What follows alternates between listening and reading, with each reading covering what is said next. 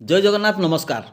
आसतु नजर पकईवा आज top news update कौन सब रही किंतु ता पूर्व आपण मानक गोटे अनुरोध भिडियोटी संपूर्ण देखि सुचिंतित मतामत दिंतु। जो मैंने चैनल को प्रथम कर सब्सक्राइब करूँ एवं आसुवा बेल आइकन को प्रेस करूँ जहाँफल प्रत्येक नूतन भिडियोर नोटिफिकेशन आप सर्वप्रथम पाइपर। तेज आसतु नजर पकईवा आज प्रमुख खबर गुड़िक आज प्रथम खबर उदला बसस्टाण्ड राजाबाबू बस कंडक्टर माड़ घटन गिरफ हो कटचालाण होता 4 जन अभियुक्त मध्य मुख्य बुलाउवा अविनाश जेल में गुरुतर हो पड़ते। जेल कर्तृपक्ष पुलिस सहायतार उदला डाक्तखाना भर्ती करथिबा जमापड़ी। अविनाश जड़े नियमित केमो नौथुबा रोगी गत शुक्रवार भुवनेश्वर चिकित्सित हो राजाबाबू बस रे उदला आसुले। तेबे पाणीकोइली निकट में परिस्रा ओह्लई समय बस छाड़ी पलाई आसला। मोबाइल जोगे जोगाजोग करने पर भद्रक आसी बस धरने को कही कंडक्टर रवींद्र परिछा। घटना को नहीं उदला बसस्टाण्ड पहुँचा पर कंडक्टर को मरणात्मक आक्रमण करते। एने विवाद बस बंद पर्यंत जीवा सहित मामला रुजु हो अविनाश समेत 4 जन को गिरफ्त कर कटचालाण कराई। परवर्ती खबर स्थानीय 21 नंबर वार्ड विजय रामचंद्रपुर सुमित कुमार बेहेरा अभियोग अनुजाई शुक्रवार राति घर ताला भंगा जाए सुनाहार मंगलसूत्र 5 हल कानफुल 7टी मुदी 5 हल पला 2 हल रूपा पाउंजी 5 हल गड़मुदी एवं नगद 10,000 टंका आदि चोरी होता नहीं भनपुर थाना लिखित अभियोग कराई। चोरी सामग्रीर मूल्य 5 लाख ऊर्ध्व टंका हेबो बोली प्रकाश। ए संपर्क में मामला रुजु होई पुलिस अधिक तदंत करुच्ची।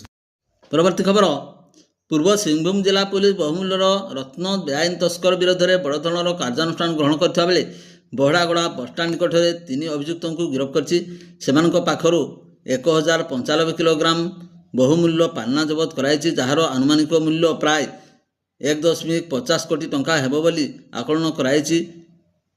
वरिष्ठ पुलिस अधीक्षकों को मिलता गुप्त सूचना अनुजाई अनुमंडल पुलिस पदाधिकारी नेतृत्व में गठित टीम छापामारी अभियान चलाई 2 चकिया गाड़ी सहित 3 संदिग्ध व्यक्ति को गिरफ्त कर पुलिस सफलता होती। जांच क्रम में पाना पत्थर छड़ा 2टी 2 चकिया गाड़ी 3टी मोबाइल फोन तथा नगद 2,300 टंका मध्य जबत कराई। गिरफ अभियुक्त विनय पातर सिद्धेश्वर कालंदी एवं स्नेहाशीष मंगराज बोली जमापड़ी। चढ़ऊ अभियान रे अनुमंडल पुलिस पदाधिकारी करिथिबा बेले बहड़ागड़ा थाना प्रभारी शंकर प्रसाद कुशवाहा समेत केतेक पुलिस अधिकारी उक्त चढ़ाऊ रे सामिल थिले। परवर्ती खबर बारिपदा सहर पालबणी दे जाइथिबा 18 नंबर जातीय राजपथ रे जैनिक प्रातभ्रमणकारी रविवार प्रत्युषे एक अजला गाड़ी माड़ी जिबारु घटनास्थल में तांकर मृत्यु घटी। दुर्घटना घटाई पलाई जाइथिबारु गाड़ीर कौनसी संधान मिल पारि नहीं। युवक जनक बीमा कंपानीर एजेंट स्वरूप कुमार साहू और तांको घर जातीय राजपथ संलग्न निको फैक्ट्री पछपट साही बोली जमापड़ी। उक्त व्यक्ति प्रातभ्रमण सारी जातीय राजपथ निकट में लगी गछरू फूल तोलुवा समय यही दुर्घटना घटी कहुच्छी। बारिपदा टाउन थाना एक मामला रुजु होगा सह शव व्यवच्छेद कर परिवार वर्ग को हस्तांतरित कर।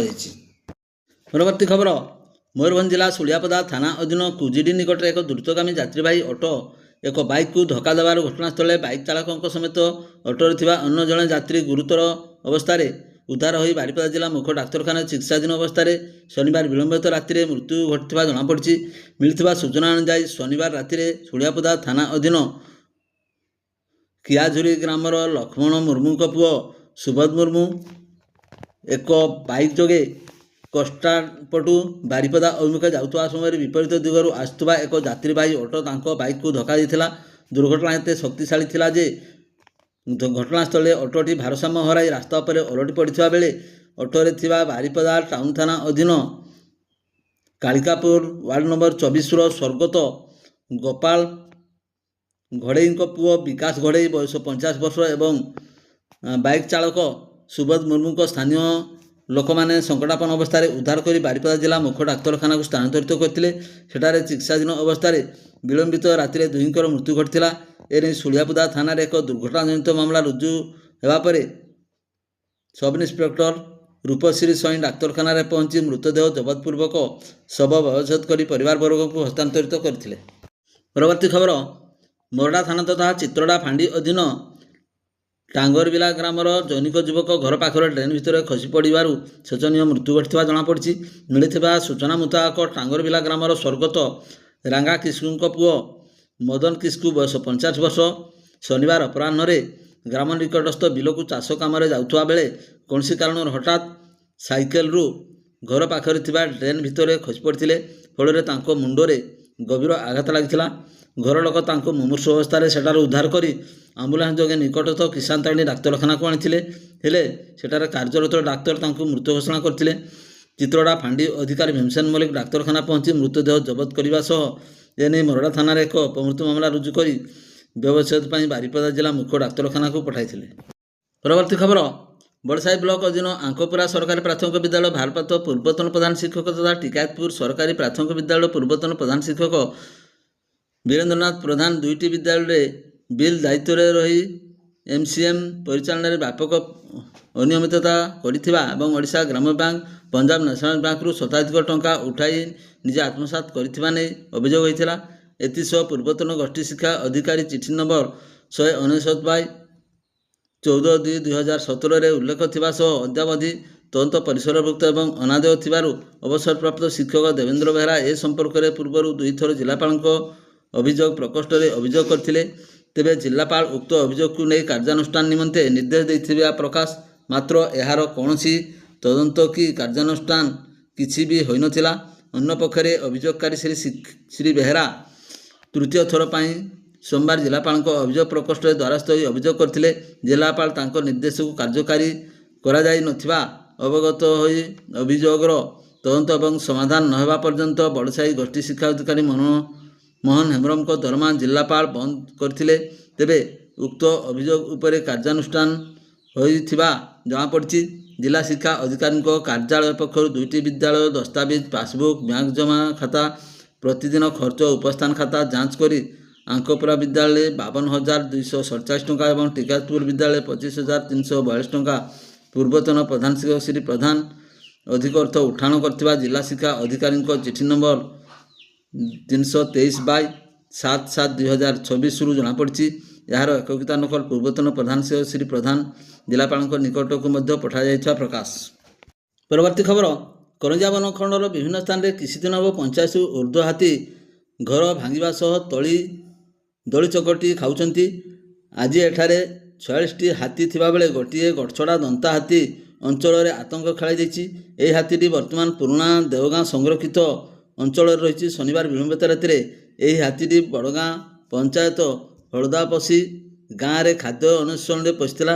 ରାତି ପ୍ରାୟ 9ଟା ସମୟରେ ଏହି ହାତୀଟି ହଳଦାପଶି ଗାଁର ମନୋଜ କୁମାର ମହାନ୍ତଙ୍କ ଘର କାନ୍ଥ ହଲାଇ ଦେବା ସହ ଆଜବେଷ୍ଟର ଛାତ ଭାଙ୍ଗି ଦେଇଥିଲା।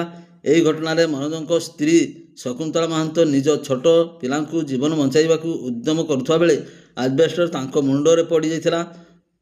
ତାଙ୍କୁ ବନ ବିଭାଗ କର୍ମଚାରୀ କରଞ୍ଜିଆ ଉପଖଣ୍ଡ ଚିକିତ୍ସାଳୟକୁ ଚିକିତ୍ସା ପାଇଁ ଆଣିଥିଲେ। ତାଙ୍କର ମୁଣ୍ଡ ଫାଟିଯାଇଛି ଏବଂ ସେ ବର୍ତ୍ତମାନ ଏହି ଚିକିତ୍ସାଳୟରେ ଚିକିତ୍ସିତ ଅଛନ୍ତି। ଏହି ଗଡ଼ଛଡ଼ା ଦନ୍ତା ହାତୀଟି ଦରି ସେକ୍ସନ ବଳା ଗାଁରେ ପଶି ମେଥି ଖାଟୁଆ ଓ କମଳା ସାଙ୍ଖାକୁଳଙ୍କ ଘର କାନ୍ଥ ଭାଙ୍ଗି ଧାନ, ଚାଉଳ, ଅନ୍ୟାନ୍ୟ ଖାଦ୍ୟ ସାମଗ୍ରୀ ଖାଇଦେଇଛି। ବର୍ତ୍ତମାନ ଏହି ହାତୀଟି ଟଙ୍ଗାବିଲା ଦରି ହୋଇ ପୁରୁଣା ଦେଓଗାଁ ସଂରକ୍ଷିତ ଜଙ୍ଗଲରେ ଅଛି। ବନ କର୍ମଚାରୀ ତାର ଗତିବିଧି ଉପରେ ନଜର ରଖିଛନ୍ତି। ପରବର୍ତ୍ତୀ ଖବର, କପ୍ତିପଦା କଲ୍ୟାଣ ମଣ୍ଡପଠାରେ ଠିକାଦାର ସଂଘ କପ୍ତିପଦା ମୟୂରଭଞ୍ଜ ତରଫରୁ ତୃତୀୟ ବୈଠକ ପ୍ରଦୀପ ପଣ୍ଡାଙ୍କ ସଭାପତିତ୍ୱରେ ଅନୁଷ୍ଠିତ ହୋଇଯାଇଛି। ବୈଠକରେ ନୂତନ କମିଟି ଗଠନ, ସଭ୍ୟରାଶି, କମିଟିର ନିୟମ ଏବଂ ନିଷ୍ପତ୍ତି ଧାର୍ଯ୍ୟ କରାଯାଇଥିଲା। ସମସ୍ତ ଠିକାଦାରଙ୍କ ସର୍ବସମ୍ମତିକ୍ରମେ ସଂଘର ନୂତନ ସଭାପତି ଭାବେ ପ୍ରଦୀପ କୁମାର ପଣ୍ଡା ଏବଂ ସମ୍ପାଦକ ସ୍ୱରୂପ ରାଉତ, ଉପସଭାପତି ପ୍ରକାଶ କୁମାର ପରିଡ଼ା ସହ ସମ୍ପାଦକ ପ୍ରକାଶ ଚନ୍ଦ୍ର ବେହେରା ଏବଂ କୋଷାଧ୍ୟକ୍ଷ କାହ୍ନୁଚରଣ ଖଣ୍ଡେଇଙ୍କୁ ମନୋନୀତ କରାଯାଇଥିଲା। ଉପଦେଷ୍ଟା କମିଟିର ଜିତେନ୍ଦ୍ର ସେନାପତି, ଶ୍ରୀକାନ୍ତ ପରିଡ଼ା, ନୀଳମାଧବ ପାତ୍ର, ସୁମନ୍ତ ମହାନ୍ତି, ପ୍ରହଲ୍ଲାଦ ବେହେରା, ଯୁଧିଷ୍ଠିର ବିଶ୍ୱାଳ, ପତିତ ପାବନ ନାୟକ, ବିକାଶ କୁମାର ନାୟକ, ସୁମିଲ ପ୍ରଧାନ, ସନାତନ ଜେନା, ଶ୍ରୀନିବାସ ମହାନ୍ତି, ବଡ଼ରାମ ଲେଙ୍କାଙ୍କୁ ବଛାଯାଇଥିଲା। ସମସ୍ତ ଠିକାଦାର ସଂଘର ନିଷ୍ପତ୍ତି ମାନିବା ସହିତ ସମସ୍ତ ଟେଣ୍ଡର କାର୍ଯ୍ୟକୁ ନିୟମ ଅନୁସାରେ କରିବା ନିଷ୍ପତ୍ତି ହୋଇଛି। ଭିଡ଼ିଓଟିକୁ ଶେଷ ପର୍ଯ୍ୟନ୍ତ ଦେଖିଥିବାରୁ ଆପଣଙ୍କୁ ଅଶେଷ ଅଶେଷ ଧନ୍ୟବାଦ।